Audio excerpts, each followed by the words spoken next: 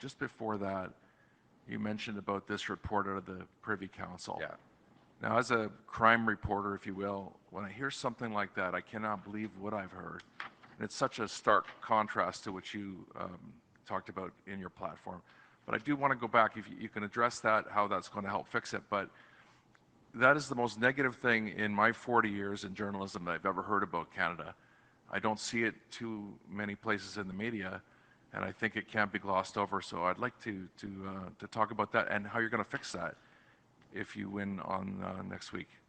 I think you're absolutely right. I am shocked that, like, this is not an interest group or an opinion columnist or even a think tank that has put out this report. It is, and it is not even just a government department. It is the Prime Minister's personal department. Like, I think somebody has to ask Mark Carney, has he seen this report? His department wrote it. And what they are anticipating on the current trajectory is a total meltdown, a societal breakdown in Canada if we stay on the current track. Why this isn't blazing the front pages of every news outlet in the country right now is beyond me. It's just unbelievable. Unbelievable. Like, it blows my mind. What they're actually saying is that, I'm just going to read some of these. More people, this is for the future. It's not enough for Mr. Carney to say, oh, well, the last 10 years is in the past, forget about it. Stop bothering me about the past, he will say. This is the predicted future his department foresees for Canada. More people may struggle to afford rent, bills, or groceries. The resulting stress could worsen mental health challenges. This would increase demand on social services.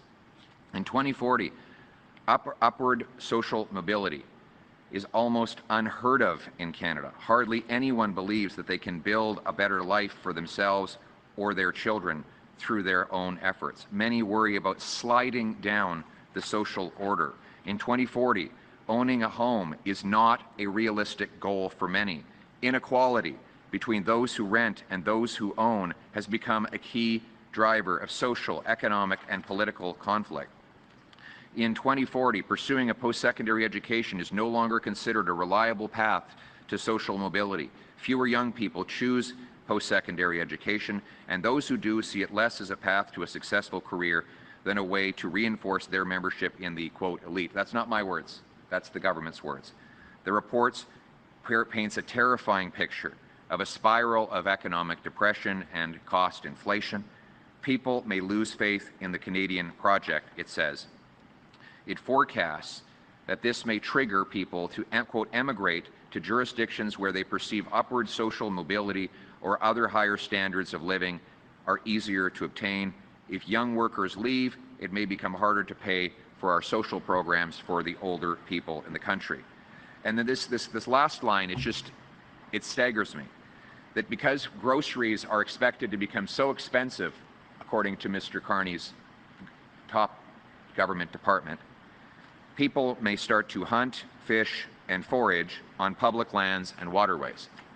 Like, it is just hard to believe when you read these words that this is about Canada. This is exactly why I'm in politics, to reverse this, to give people back the promise of this country. And we know what to do. We know how to get there.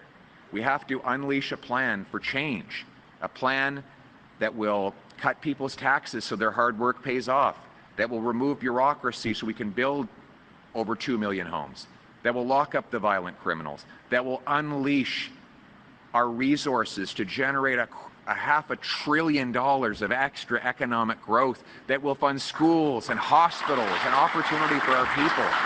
That's what's at stake. That's what change means.